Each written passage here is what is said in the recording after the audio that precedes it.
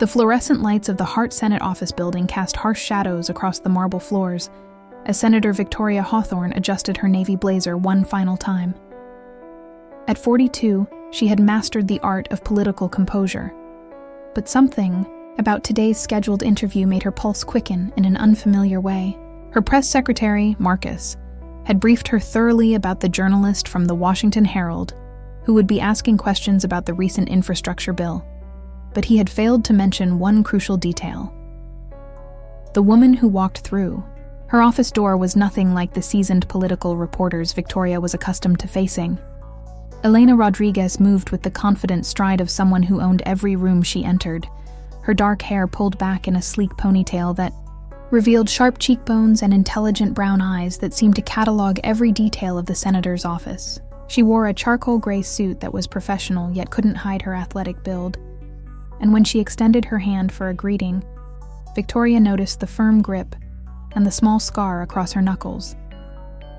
"Senator Hawthorne, thank you for making time in your busy schedule," Elena said, her voice carrying a subtle accent that hinted at her Mexican-American heritage. "I know infrastructure policy isn't the most exciting topic for most people, but I believe your bill could reshape how America builds its future." Victoria found herself holding the handshake a moment longer than protocol dictated, studying the journalist's face with an intensity that surprised her. "Please, call me Victoria. And I have to say, Ms. Rodriguez, your preliminary questions were some of the most insightful I've received from the press in years. You've clearly done your homework." As they settled into the comfortable chairs arranged near the window overlooking the Capitol grounds, Victoria couldn't shake the feeling that this interview would be different from all the others. Elena pulled out a digital recorder and a leather-bound notebook, her movements precise and methodical. When she looked up, their eyes met, and Victoria felt an unexpected jolt of electricity pass between them. "I always do my homework, Senator," Elena replied, with a slight smile that didn't quite reach her eyes. "In fact, I've been following your career quite closely. Your rise from city council in Richmond to the Senate in just 8 years is remarkable. Though I have to admit, there are some aspects of your political journey that raise interesting questions." The subtle shift in Elena's tone caught Victoria's attention immediately. This wasn't going to be a softball interview about policy details and campaign promises. The journalist had something else on her mind, something that made Victoria's political instincts sharpen like a blade. "What kind of questions?" Victoria asked, leaning back in her chair with practiced casualness, while her mind raced through potential vulnerabilities in her public record. Elena flipped through several pages in her notebook, her fingers moving with deliberate slowness. "Well, for instance, the timing of certain campaign contributions you received during your gubernatorial race, just before you decided to run for Senate instead. And then there's the matter of your relationship with Blackstone Development Group, and their rather convenient land acquisitions just before your infrastructure bill was drafted." The room fell silent except for the distant hum of air conditioning and the muffled sounds of Capitol Hill traffic. Victoria felt her chest tighten, but she maintained her composed exterior. She had dealt with investigative journalists before, but none had ever made her feel so exposed with just a few carefully chosen words.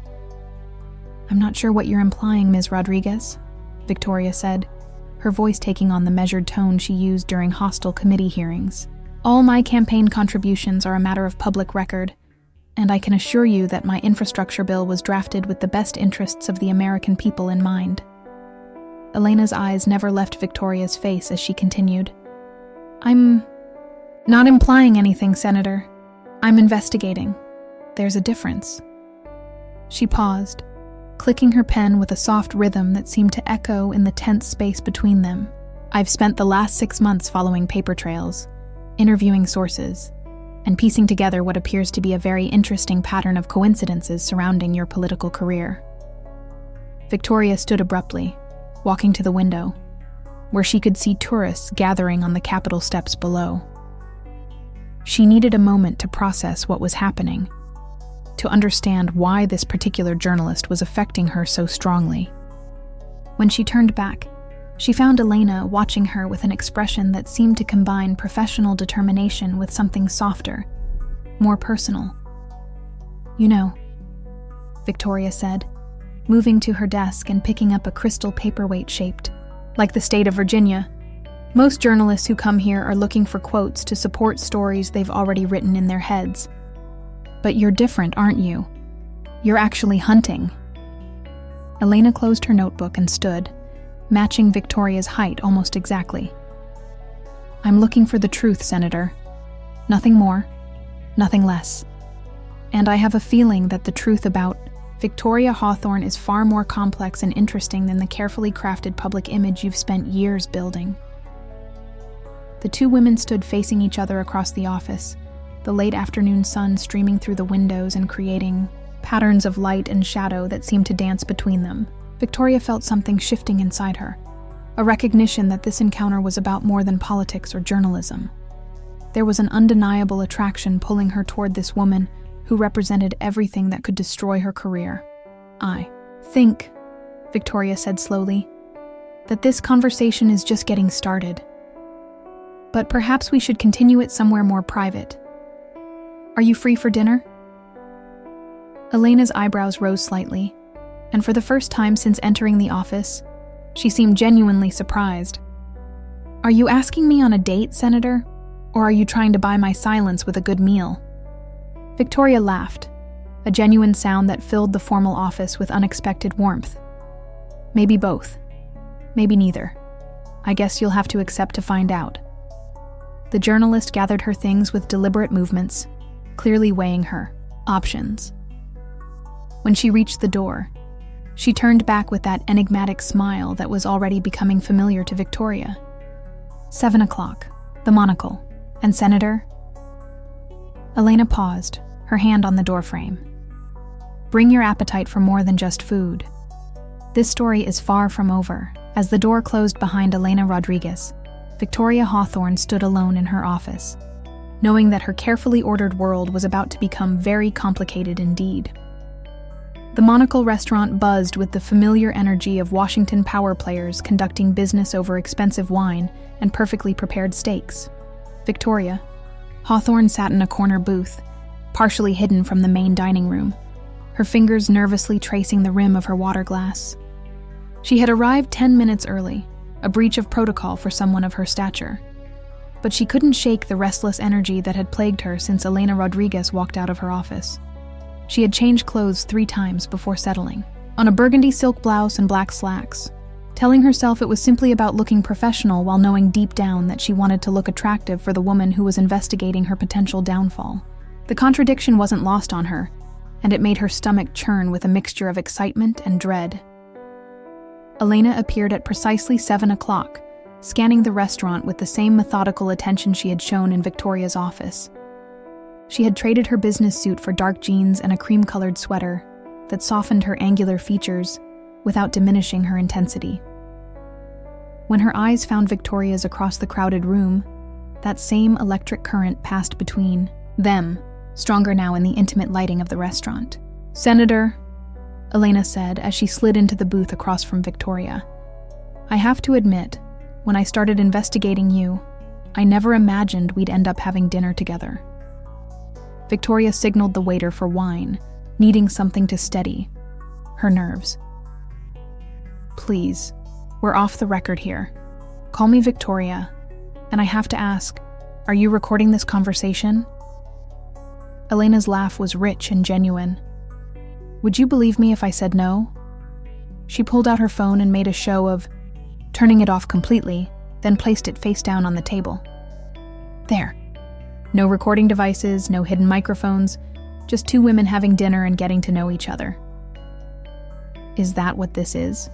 Victoria asked, accepting a glass of Cabernet from the waiter. Getting to know each other. Among other things. Elena leaned forward slightly, her voice dropping to a more intimate register. I've spent months studying your public persona, your voting record, your carefully scripted speeches, but I realized today that I know almost nothing about Victoria Hawthorne the person.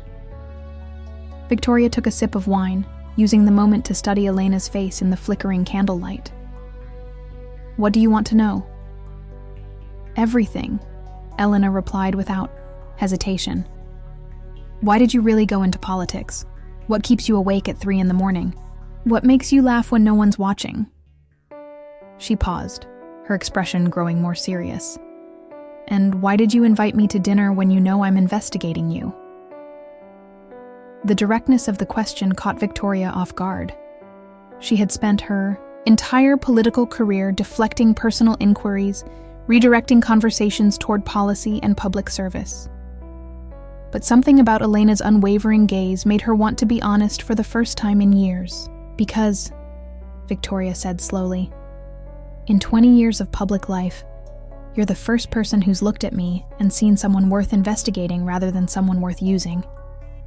She swirled her wine, watching the dark liquid catch the light. "Do you know what it's like to never be sure if someone wants to have coffee with you because they enjoy your company or because they want something from you?"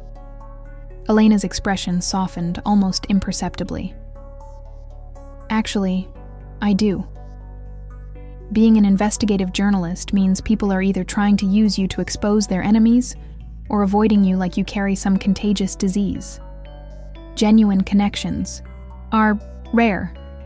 They ordered dinner, salmon for Elena, ribeye for Victoria, and as the evening progressed, their conversation shifted from guarded professional sparring to something more personal. Elena talked about growing up in Arizona, the daughter of immigrant parents who had sacrificed everything to give her opportunities. Victoria shared stories about her early days in local politics, the loneliness of political life, and her struggles with maintaining authentic relationships. "You know," Elena said as she cut into her salmon, "when I first started researching you, I expected to find the typical politician. All surface, no substance. But you're not that, are you?" Victoria met her gaze directly. "What am I then?" "Complicated." Elena set down her fork, her attention completely focused on Victoria. "You're someone who genuinely believes in public service, but you've made compromises that keep you awake at night. You're lonely despite being surrounded by people all the time. And you're attracted to me despite knowing that I could destroy everything you've worked for." The blunt assessment hit Victoria like a physical blow. She felt exposed in a way that had nothing to do with potential scandals or political vulnerabilities. "And what about you?" she asked, her voice barely above a whisper. "Are you attracted to me despite knowing it could compromise your objectivity?" Elena was quiet for a long moment, her fingers playing with the stem of her wine glass. When she finally spoke, her voice carried a vulnerability that Victoria hadn't heard before. "I've been telling myself that what I'm feeling is just the adrenaline of a good story, the thrill of the chase. But that's not true, is it?" "No," Victoria replied, reaching across the table to touch Elena's hand. "It's not." The contact sent a jolt through both women, and for a moment, the restaurant around them seemed to fade away. They were just two people, discovering an unexpected connection in the midst of circumstances that should have kept them on opposite sides of an unbridgeable divide. Elena looked down at their joined hands, then back up at Victoria's face. "This is dangerous territory for both of us." "I know." Victoria's thumb traced small circles on Elena's knuckles, feeling the texture of that small scar she had noticed earlier. "Tell me how you got this." Elena smiled, a real smile this time that reached her eyes.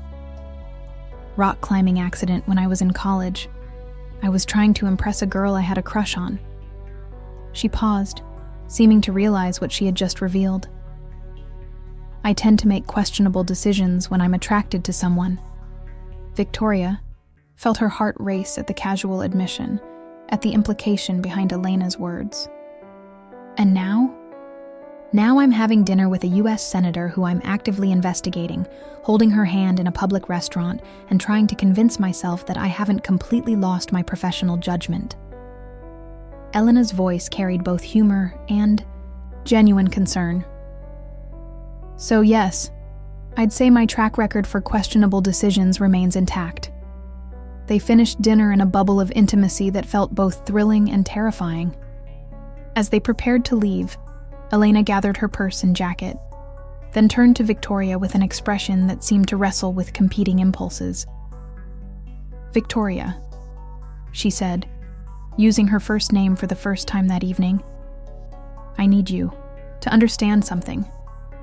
No matter what happens between us personally, I can't stop investigating your connection to Blackstone Development. That story is bigger than both of us, and people deserve to know the truth. Victoria stood and moved closer to Elena, close enough to smell her subtle perfume, close enough to see the flecks of gold in her brown eyes. I understand, and I need you to understand that there are things about my political career that aren't what they appear to be, but some secrets aren't mine to tell. Elena reached out and straightened Victoria's blazer collar, the gesture intimate and possessive. Then maybe it's time someone helped you figure out how to tell them. As they walked out of the restaurant together, both women knew they had crossed a line that would change everything. The investigation would continue, the attraction would deepen, and the collision between personal desire and professional duty would become inevitable. Behind them, unnoticed in the shadows of the restaurant, a photographer's camera captured their intimate departure, the first piece of evidence that would soon explode into a scandal neither of them could have anticipated. 3 weeks after their dinner at the Monocle, Victoria Hawthorne found herself in the unprecedented position of eagerly anticipating meetings with a journalist. What had begun as professional encounters in her office had evolved into clandestine coffee dates in small cafes far from Capitol Hill, long walks through Rock Creek Park, and increasingly personal phone conversations that stretched late into the night.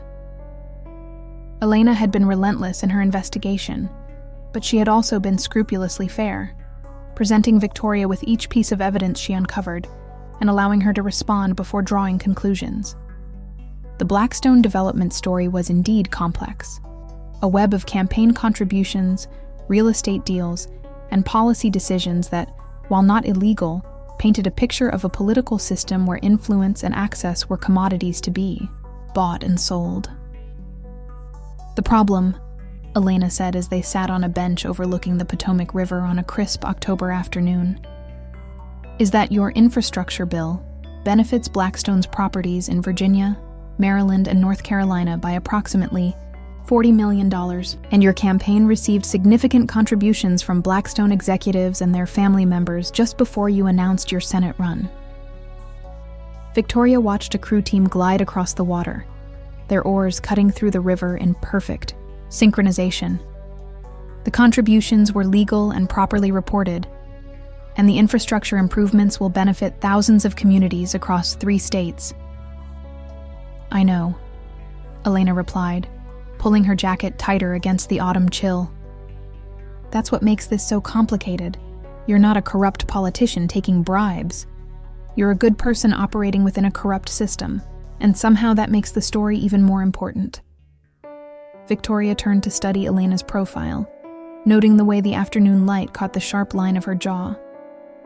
Over the past 3 weeks, she had learned that Elena bit her lower lip when she was thinking, that she took her coffee with too much sugar, and that she had a scar on her shoulder from the same rock climbing accident that had marked her knuckles. She had also learned that Elena Rodriguez was the most principled person she had ever met, which made their growing closeness both inspiring and heartbreaking. "What happens when you publish the story?" Victoria asked, though she already knew the answer. Elena was quiet for a long moment, watching the river flow past. "You'll face an ethics investigation. Probably survive it, but your reputation will be damaged. Your presidential ambitions, yes, I know about those, will be over, and depending on how the story is received, you might lose your Senate seat in the next election. And us?" Victoria's voice was barely audible over the sound of wind through the trees. "What happens to us?" Elena finally turned to face her, and Victoria saw her own pain reflected in the journalist's eyes. "There is no us, Victoria. There can't be. Not if I'm going to publish this story with integrity." Victoria felt something break inside her chest. Over the past weeks, she had fallen in love, truly, deeply in love, for the first time in her adult life. The attraction she had felt that first day in her office had deepened into something that consumed her thoughts, disrupted her sleep, and made her question every assumption she had about herself and her carefully planned future. What if I could give you a different story? Victoria said suddenly, the words coming out before she had fully formed the thought. Something bigger than Blackstone development. Something that would matter more. Elena's journalistic instincts sharpened immediately. What kind of story? Victoria stood and walked to the railing overlooking the river, gripping the cold metal as she wrestled with a decision that could destroy her career even more completely than Elena's current investigation. There's a reason I got into politics, Elena, and it wasn't ambition or power or any of the usual motivations. Tell me. Victoria closed her eyes, feeling the weight of 15 years of carefully guarded secrets. When I was 27, I was working as a corporate lawyer in Richmond. I had a girlfriend, Sarah Chen, an environmental scientist. We'd been together for 3 years, talking about getting married as soon as it became legal in Virginia. Elena moved to stand beside her at the railing, close enough that Victoria could feel her warmth. What happened? Sarah discovered that the chemical company she worked for was dumping toxic waste into groundwater that supplied 3 rural counties. She tried to report it internally, then to the EPA. When that didn't work, she came to me for legal advice. Victoria's voice grew, thick with emotion. I told her to be careful, to make sure she had all the evidence she needed before going public. I told her to wait. The silence stretched between them, filled only by the sound of water lapping against the riverbank below. She didn't wait, Victoria continued. She went to the Richmond Times-Dispatch with what she had. 3 days later, she died in a car accident on I-95. Single vehicle crash on a clear day, no mechanical problems with the car, no evidence of alcohol or drugs. The police ruled it an accident, but Sarah was the most careful driver I'd ever known. Elena's hand found Victoria's on the railing, their fingers intertwining. You think they killed her? I know they killed her. And I know the company buried her evidence, cleaned up just enough to avoid detection, and continued dumping for another 18 months until the EPA finally investigated on their own. Victoria turned to face Elena, tears streaming down her cheeks. I got into politics to make sure that what happened to Sarah never happened to anyone else. Every environmental bill I've sponsored, every corporate accountability measure I've supported, it's all been for her. Elena reached up to wipe away Victoria's tears with her free hand. Why didn't you ever go public with this? Sarah's story could have made a difference years ago. Because I couldn't prove it without putting other people at risk.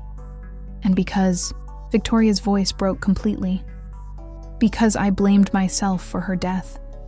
If I had encouraged her to go public immediately, instead of telling her to wait, she might still be alive. Elena pulled Victoria into her arms, holding her as she sobbed against her shoulder.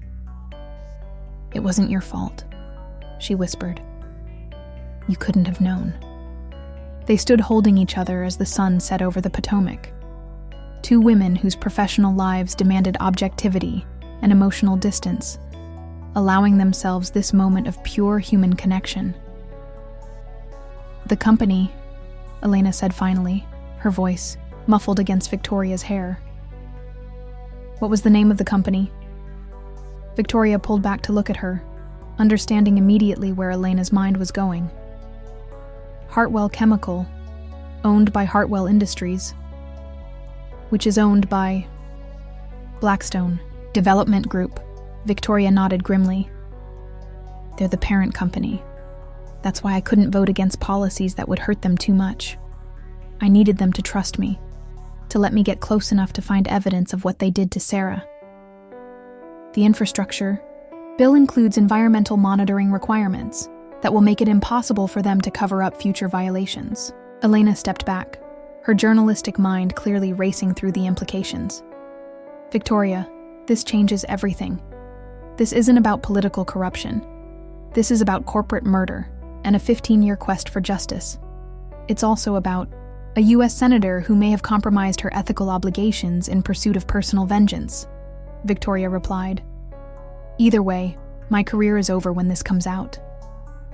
Elena cupped Victoria's face in her hands, her eyes bright with unshed tears. maybe your political career. But you'll finally be free to tell the truth about who you really are and why you've spent your life fighting for people who can't fight for themselves. Victoria leaned into Elena's touch, memorizing the feel of her hands, the intensity of her gaze. And what about us? Is there a chance for us when all this is over?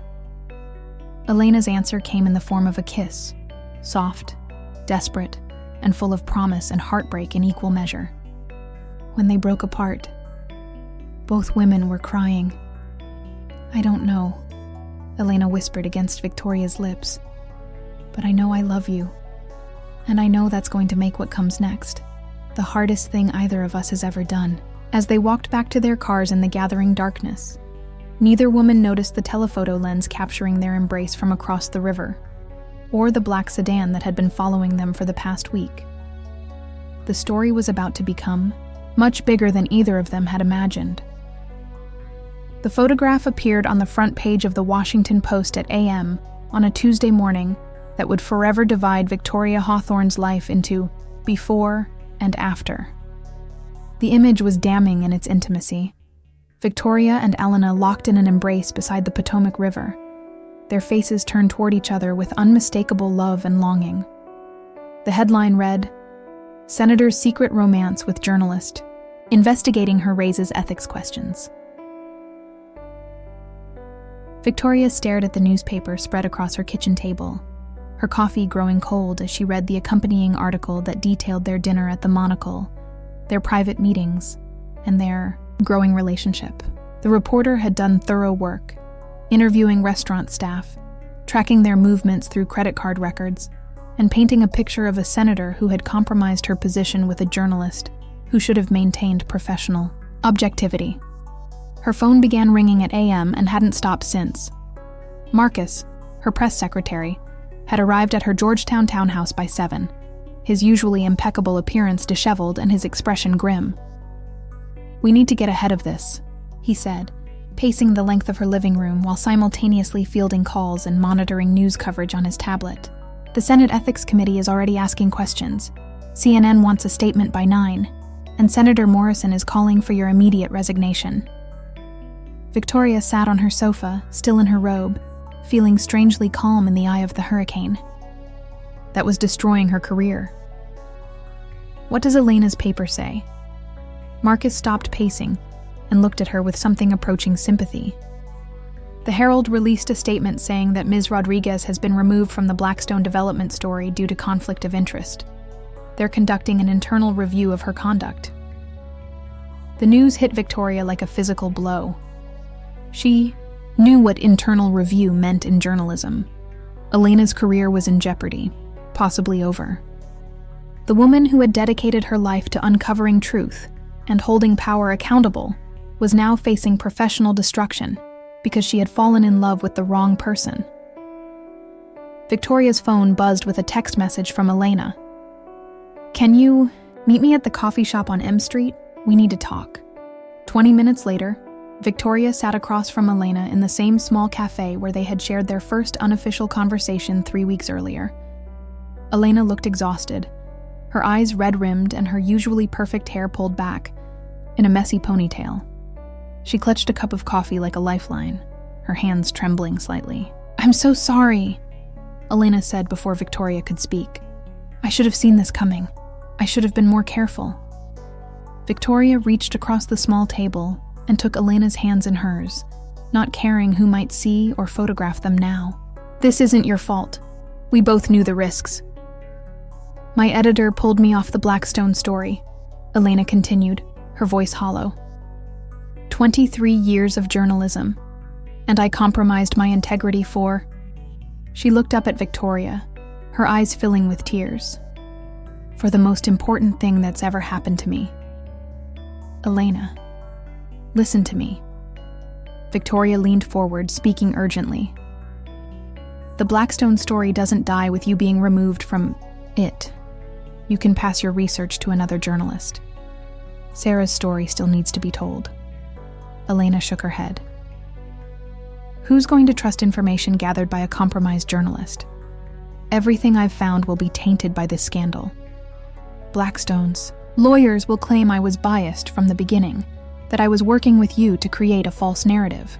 The full implications of their exposure began to crystallize for Victoria. Not only were their careers in ruins, but the justice she had sought for Sarah Chen was slipping away. The environmental protections hidden in the infrastructure bill might survive, but the broader story of corporate malfeasance and potential murder would likely never see the light of day. There has to be another way, Victoria said desperately. We can't let them win. Elena pulled her hands free and stood abruptly. They've already won, Victoria. The moment we let our personal feelings override our professional judgment, we gave them everything they needed to discredit us both. Victoria followed her outside, catching her arm as they reached the sidewalk. The November morning was cold and gray, matching the despair that seemed to emanate from both women. So that's it? Victoria asked. We just give up? Let them destroy us without fighting back? Elena turned to face her, and Victoria saw a flicker of the determined journalist she had fallen in love with. No, we fight back by telling the complete truth. Everything. Sarah's story, Blackstone's cover-up, your 15-year quest for justice, and yes, our relationship. We lay it all out and let people decide for themselves what matters more. The personal lives of two women or the systemic corruption that kills people and destroys communities. That will mean the end of both our careers, Victoria said quietly. Maybe. But it might also mean the beginning of something more important. Elena stepped closer, her voice growing stronger with conviction. I've spent my entire career believing that truth matters more than personal consequences. I'm not going to stop believing that now. Victoria felt something shift inside her. The politician's instinct for self-preservation warring with a deeper need for authentic purpose. What do you need from me? Complete access to everything you know about Blackstone, Hartwell Chemical, and Sarah's death. Every document, every piece of evidence, every connection you've uncovered in 15 years. And a full interview where you tell the whole story, including why you voted the way you did and what you hope to accomplish. When? Now. Today. Before they can spin this story any further or pressure us to stay silent. Elena's eyes blazed with renewed purpose. I may not be able to publish it in the Herald, but there are other outlets. Independent journalists who will care more about the story than the scandal. Victoria nodded, feeling a strange sense of relief at the prospect of finally unburdening herself of 15 years of secrets. My house. I have boxes of files in my study. As they walked toward Victoria's car, both women understood that they were about to embark on a course that would likely destroy what remained of their public lives. But for the first time since the photograph appeared on the front page of the Post, they felt like they were fighting for something larger than their own reputations. Behind them, unnoticed in the gathering crowd of morning commuters, another photographer captured their determined departure, adding one more image to the growing collection that would define the scandal engulfing Washington. But this time, neither woman cared. They had work to do.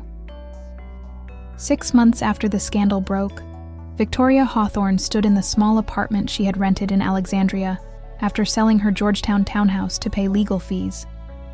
The cramped space was a far cry from her former senatorial office, but it felt more like home than any of the carefully decorated political residences she had maintained over the years. She was preparing for what would likely be her final television interview, a primetime special with 60 minutes that would air Elena's complete investigative report on Blackstone development, Hartwell Chemical, and the death of Sarah Chen. The story had taken months to verify and corroborate, with Elena working alongside. Investigative teams from 3 major outlets to ensure every detail was bulletproof. Victoria had resigned from the Senate in January, ahead of what would have been a brutal ethics investigation. The political establishment had abandoned her completely, viewing her relationship with Elena as an unforgivable breach of protocol that had undermined the integrity of the entire system. But something unexpected had happened in the months following. Her resignation, public opinion had begun to shift. The complete Blackstone story that Elena had painstakingly assembled was devastating. Corporate documents obtained through whistleblowers revealed not just the environmental crimes that had cost Sarah Chen her life, but a pattern of intimidation, cover-ups, and potential violence that stretched back decades.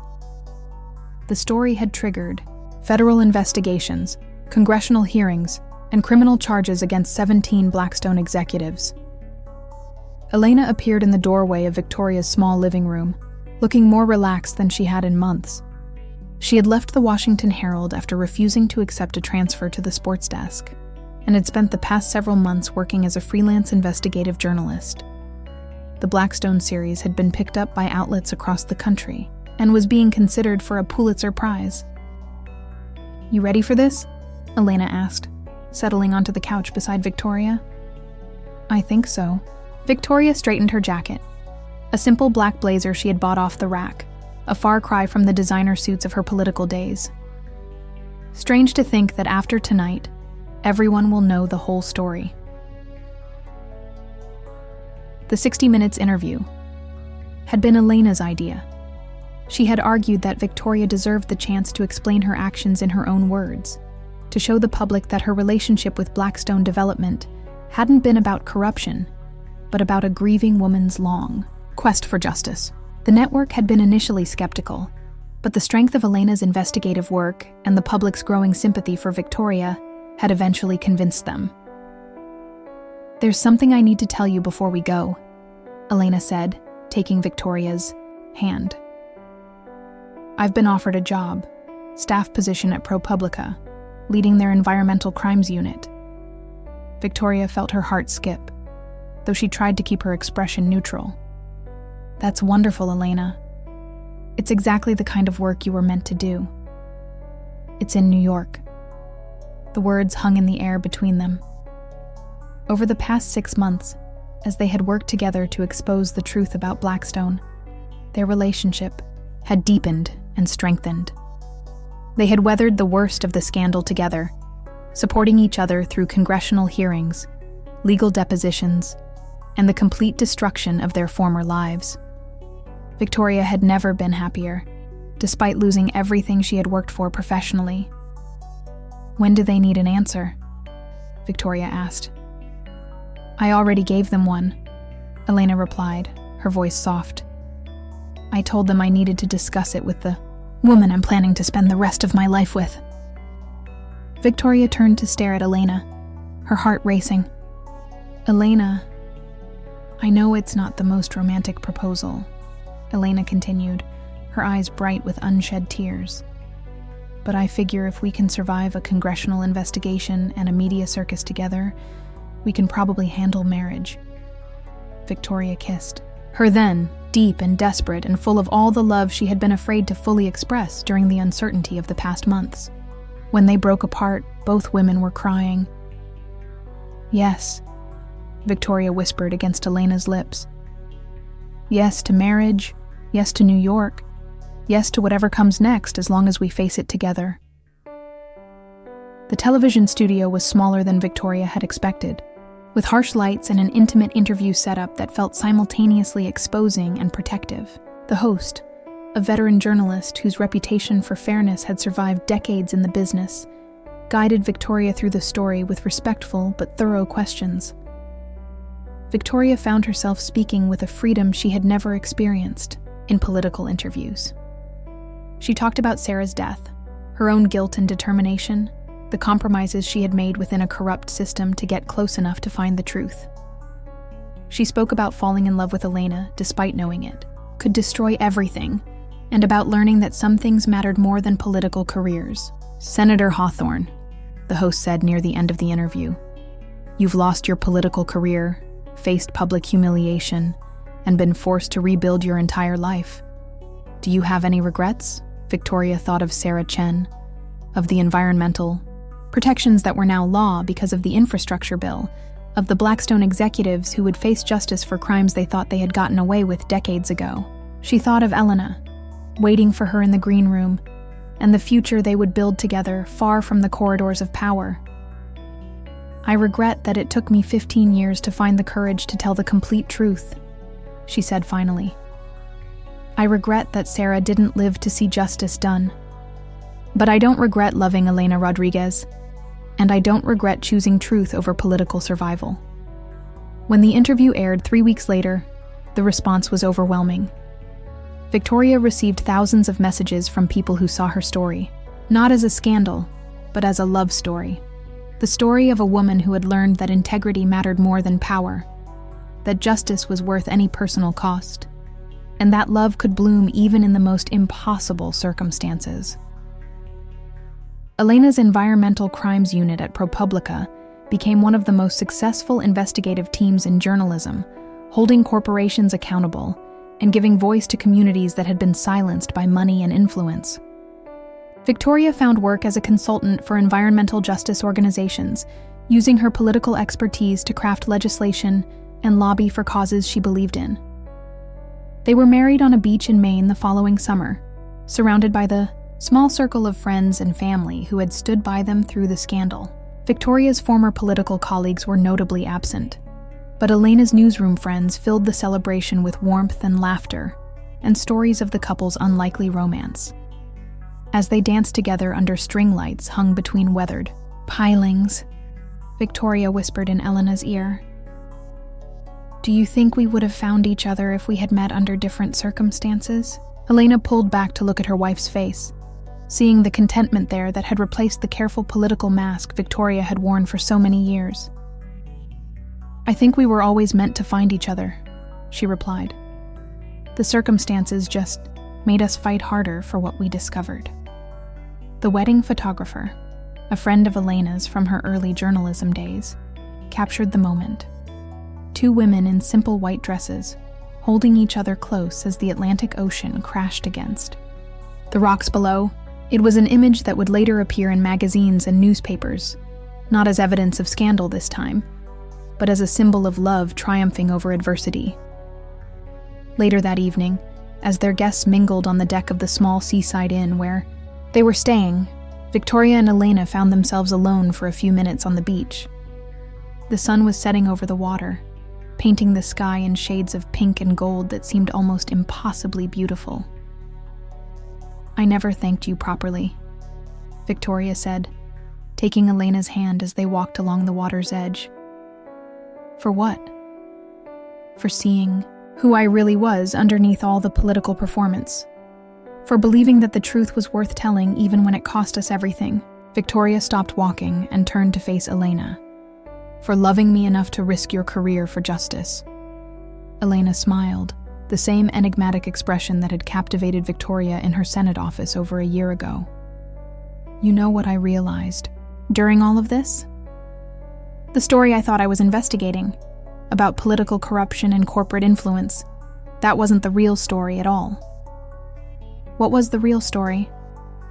Two women finding the courage to live authentically in a world that punished them for refusing to compromise their integrity. Two women choosing love and truth over safety and comfort. Elena squeezed Victoria's hand. "That's a story worth telling." As they stood together watching the waves roll in, both women understood that their lives had been fundamentally changed by their unlikely collision. The political careers they had built were gone, but in their place was something more valuable, a partnership based on absolute honesty, shared values, and the knowledge that they had fought for something larger than themselves. The Blackstone development scandal had faded from the headlines, replaced by newer controversies and fresh political dramas. But the environmental protections Victoria had embedded in the infrastructure bill remained law. The corporate executives faced years in prison, and communities across 3 states had clean water because 2 women had refused to let powerful interests bury the truth. 6 months later, Elena's investigation would win the Pulitzer Prize for Public Service. In her acceptance speech, she would thank Victoria publicly for the first time, acknowledging that the greatest stories often came from the intersection of professional duty and personal courage. Victoria would watch from the audience, proud of her wife's recognition, but prouder still of the life they had built together. A life where love and justice were not competing interests, but complementary forces that made each other stronger. As the Maine evening grew dark around them, Victoria and Elena walked back toward the inn hand in hand, leaving footprints in the sand that the tide would wash away by morning. But the impact of their story, of their love, their courage, and their refusal to let truth be silenced by scandal, would endure far longer than either of them had dared to imagine. The senator had fallen in love with the journalist investigating her, and the romance had indeed exploded into scandal. But from the ashes of their destroyed careers had risen something more powerful, a partnership that would spend years holding the powerful accountable and proving that sometimes the most important victories come not from playing by the rules, but from having the courage to write new ones.